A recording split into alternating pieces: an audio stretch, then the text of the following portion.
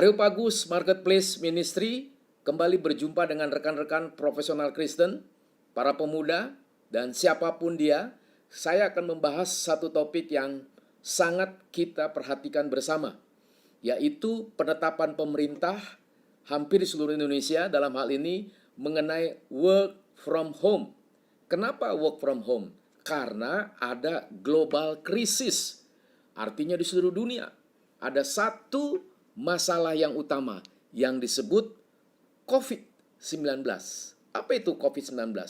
COVID itu satu singkatan Coronavirus Disease Model 19. Itu menjadi satu virus yang menggemparkan, membuat panik seluruh dunia, mengakibatkan hidup itu terlalu sempit dan hidup itu terlalu cepat menuju ambang kematian. Sehingga semuanya akhirnya sensitif. Sulit sekali membedakan sehat atau tidak sehat.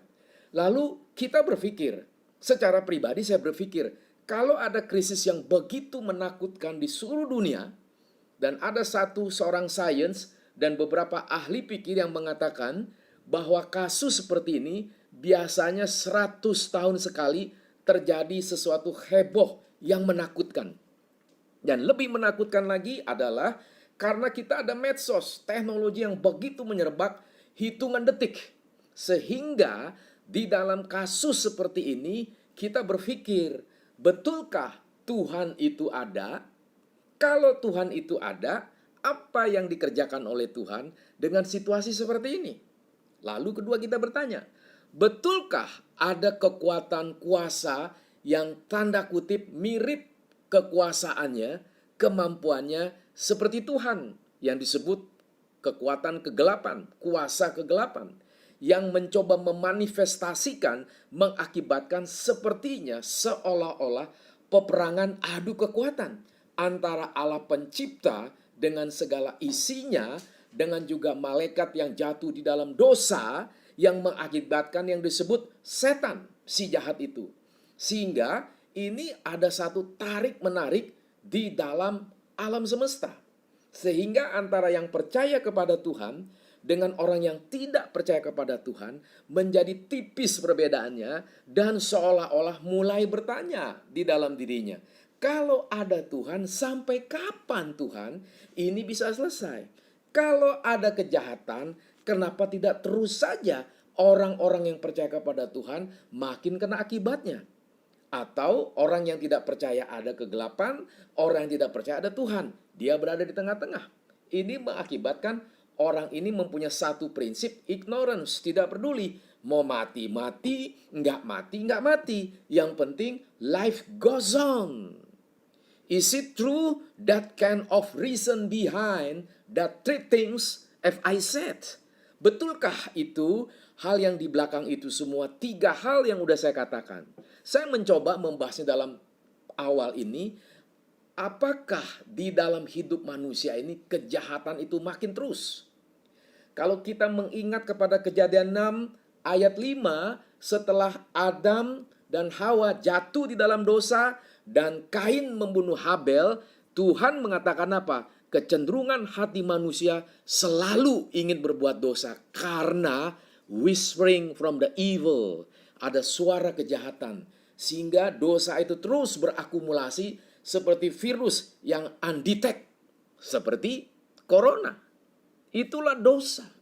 Kejahatan menghidupkan mutasi dosa yang makin terus sampai peristiwa Adam dan Hawa. Saat ini dosa tidak pernah berkurang. Itulah hal yang ketiga saya mengatakan God's wrath, penghakiman Tuhan. Upah dosa adalah maut. Sehingga dosa mengakibatkan hidup manusia tidak akan mungkin dia bisa bertahan sampai selama-lamanya. Dari struktur hidup manusia yang pertama lahir, dari Adam sampai kepada Metusala yang paling tua, lebih dari 960-an umurnya, dan waktu sampai Musa hidup dipakai oleh Tuhan, umurnya hanya 120 tahun. Dan seterusnya makin lama makin berkurang. Sehingga jarang sekali di seluruh dunia secara global hidup manusia mampu lewat 100 tahun. Hanya beberapa orang. Sehingga work from home saya melihat ada 7 restrukturisasi atau istilahnya positive side. Ini kesempatan ada hal pembenahan ulang, rajutan ulang. Yang pertama, work from home mengakibatkan Anda dan saya merestrukturisasi mengenai pola kerja. Bagaimana cara kerja kita kalau semua diadakan di dalam rumah kita masing-masing? Banyak orang mengatakan saya males, saya bosen. Itu adalah filterisasi dan purifikasi atau penyaringan siapa sih yang sungguh-sungguh kerja 8 jam di kantor masing-masing. Berarti kalau dibilang 8 jam di rumah dia bosen, dia tidak ada terobosan, SOP dilanggar, KPI tidak ada yang melihat, mengakibatkan seluruh pekerjaannya itu adalah hal-hal yang abal-abal. Karena ada bos yang lihat baru dia kerja. Kalau tidak ada bos, baru dia bisa yang lain-lain. Itulah akibatnya deadline-nya selalu hasilnya tidak pernah bagus. Bagi saya pribadi, dengan konteks seperti ini, restrukturisasi, pembenahan ulang pola kerja di rumah justru mengakibatkan inovasi, kreativitas, dan banyak hal yang bisa kita kerjakan. Hal yang kedua, berarti work from home mengakibatkan ada building communication, yaitu pola hidup seseorang. Bagaimana hidup sekarang? Kita hidup 8 jam di dalam rumah. 8 jam bisa produktif atau tidak? 8 jam apa yang kita bisa hasilkan? Jadi kita evaluasi, jadi X-ray di dalam diri Anda dan saya sewaktu di rumah. Jadi di sini bagus sekali. Jangan-jangan selama Anda kerja di kantor, dibayar, ada peraturan, lalu waktu di rumah, hidup Anda dari bangun pagi, betulkah jam 8 pagi itu sudah di atas meja Anda masing-masing untuk bekerja? Jadi pola hidup ini mau tidak mau Anda harus atur. Yang ketiga, berarti pola keluarga. Bagaimana keluarga sekarang menjadi dinamis? Ada interaksi, mengevaluasi, menganalisis, mencoba membangun perspektif pandangan antara suami, istri, dan anak masing-masing. Sehingga di sini ada komunikasi yang hidup, yang tidak sekedar berbicara basa-basi. Justru keluarga itu menjadi hidup dan menjadi dinamis. Yang keempat, ada perubahan di dalam keuangan. Jadi kita tidak sembarangan lagi buang uang. Mulai efisiensi dan ada efektivitas waktu dan juga ada efisiensi uang yang kita keluarkan. Jadi kita mulai banyak memasak di rumah. Karena kalau keluar, sensitivitas kemungkinan wabah itu cepat mencari mangsa tanpa tahu waktunya, tanpa tahu siapa yang kena. Yang kelima, berarti mau tidak mau restrukturasi yang kelima adalah pola belajar. Anda harusnya kalau sudah work from home bisa belajar lebih dalam, bisa belajar lebih sungguh-sungguh, belajar banyak hal, lihat jurnal, diunduh, baca buku, belajar ceramah-ceramah seperti Areopagus seperti ini, atau belajar dari YouTube, atau belajar segala hal untuk kita diisi, nutrisi pengetahuan kita. Yang keenam, berarti di dalam work from home kita memahami space and time, ruang dan waktu. Arti sederhana, work from home, ruang kita hanya di rumah kita saja. Tidak beratus-ratus meter, tidak berjam-jam. Jadi ruangan itu hanya berpindah dari kamar kita ke kamar kerja atau ke kamar tamu yang kita jadikan ruang kerja atau di tempat kos kita. Tapi waktu yang kita habiskan dari bangun pagi serius menuju ruang kerja yang ada di rumah kita itu hanya hitungan menit. Jadi time 8 hours itu begitu produktif dan begitu banyak. Jangan-jangan Anda dan saya selama ini kerja 8 jam sesungguhnya tidak sampai 50%. I don't know. Maybe yes, maybe not. Yang ketujuh, mau tidak mau, di dalam work from home, spiritualitas kita makin dikenyangkan. Kenapa? Kita ada kesempatan bergaul dengan Tuhan lebih akrab, tidak buru-buru. Saya sih dari dulu sampai sekarang, baca Alkitab, doa itu setiap pagi 1 jam. Di luar malam ya. Kenapa? Karena haus. Banyak anugerah Tuhan, hikmat Tuhan yang berlimpah-limpah, yang saya serap, yang saya kunyah sedemikian rupa.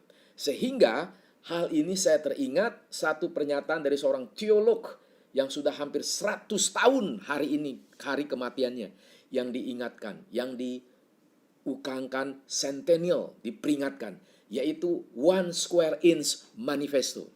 Tidak ada 1 inci pun yang harus kita korupsi apa yang sudah dicipta oleh Tuhan. Tidak ada 1 inci pun di dalam konteks waktu kita korupsi untuk sesuatu yang sia-sia. Jadi tidak ada 1 inci pun, semua hal yang Anda dan saya kerjakan itu tidak memuliakan Tuhan, tidak memuaskan Tuhan, karena Anda dan saya mempunyai perasaan dan takut bertanggung jawab kepada Tuhan. One Square Inch Manifesto. Kenapa? Work from home, it means what? Work from my heart. Work from your heart. Kenapa? Karena my God eyes walking around to see your life. Jadi mata Tuhan itu berjalan keliling, menjelajah, melihat hati saya dan hati kamu. Berarti work from home ada 7 pola perubahan hidup. Yang pertama mengenai pola kerja. Yang kedua pola hidup. Yang ketiga pola keluarga. Yang keempat pola keuangan. Yang kelima pola belajar. Yang keenam pola space and time. Yang ketujuh pola spiritualitas. Kenapa? Karena seperti hal ini saya mengatakan ada One Square Inch Manifesto. Tidak ada sesuatu pun yang sudah dicipta oleh Tuhan, yang jatuh di dalam dosa, ditebus oleh kebangkitan Kristus. Berarti semua yang dicipta oleh Tuhan harus dipertanggungjawabkan di hadapan Tuhan, karena kamu dan saya adalah umat tebusan. Jadi umat tebusan, this is our time to proclaim the true truth, that this is a very, very effectively and significantly, even though we should facing coronaviruses. Now I want to close to read 2 verses dari Filipi 1 ayat 9 sampai 11, 3 ayat maksud saya. Dan inilah doa aku, kata Paulus, semoga kasihmu makin melimpah dalam pengetahuan yang benar dan dalam segala macam pengertian, sehingga kamu dapat memilih apa yang baik, supaya kamu tahu dan bisa melihat hal-hal yang benar sampai kedatangan Kristus yang kedua kali kamu tidak bercacat, penuh dengan buah kebenaran yang dikerjakan oleh Yesus Kristus untuk memuliakan dan memuji Allah. Mari kita berdoa. Kiranya anugerah Tuhan menguduskan ini semua dan nama Tuhan dimuliakan. Biarlah Tuhan berkarya, bekerja, work from home, kami lebih produktif.